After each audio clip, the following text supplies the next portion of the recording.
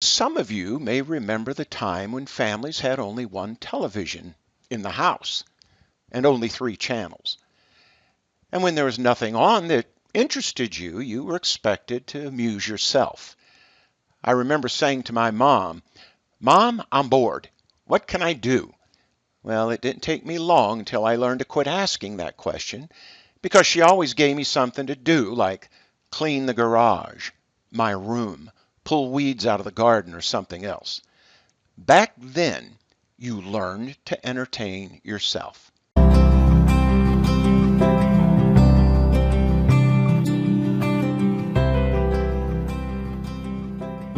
Today, things are much different. Households are primarily composed of both parents or a single parent working.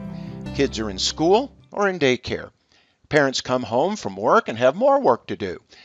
They have to care for a home. They have meals to prepare, dirty laundry to wash, dry, and put away. There's grass to mow and leaky faucets to fix, and so on. And they recognized that they weren't having quality time with their children, and it made them feel bad. And so, to alleviate a little bit of the guilt, they would think of ways to occupy their children's time. They would buy more toys, more games, and digital devices like computers and iPads and cell phones and so on. Now, the positive side of digital devices, we're told, is that they're not only entertaining, but they're promoted as being educational. That made parents feel even better. Now parents are free to do other things. Now, I think there are some educational benefits to allowing children to use digital devices, but I also think there are some risks. I think those benefits are diminished by the ways it affects children and their development. In other words, excessive use of digital devices occupies them, and they're not actively involved in the real world that they live in. Real world experience can't be gotten by watching it happen on a screen. Now, I realize that most parents are doing their best. Parenting is not always easy. Sadly, parents are sometimes tempted to choose the fastest and easiest way and not the biblical way. The biblical way is God's way. It's described in passages like Deuteronomy chapter 11 verses 18 through 21 and Ephesians chapter 6 verses 1 and 2. I think for the most part, public and Christian schools add to the confusion that parents experience. Schools endorse and promote the use of iPads, computers, and devices for all children, including those in kindergarten. They insist that these devices equip children for adult life. And the sooner children get started on them, the better. In fact, the main reason parents buy those devices is for educational purposes. Unfortunately, some parents don't take the time to put safety features in place to protect the children from the dangers of being online.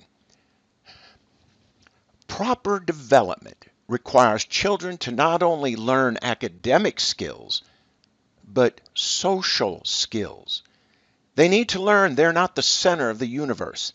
They need to learn how to relate to other people. They need to learn how to share. They need to learn how to compromise in difficult situations.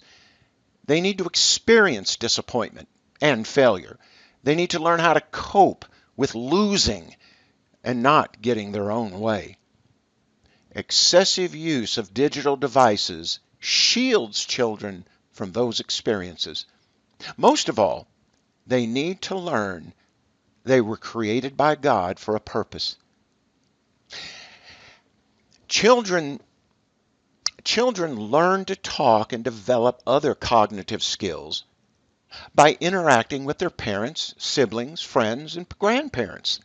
Hands-on learning is concrete understanding that reinforces ideas, thoughts, and experiences.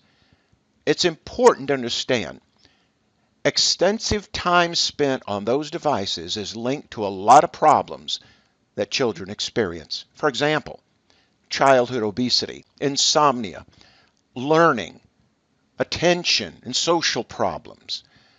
Excessive screen time takes away from other activities, activities that are known to be more beneficial to a child's growth and development. Think, Mom and Dad, of all the ways the internet has taken over our lives. We have become habituated to the constant checking of emails, social media, and gaming, and so on. We are in many ways more connected to the virtual world than we are to the world around us. It's idolatrous. Is that what we want for our children?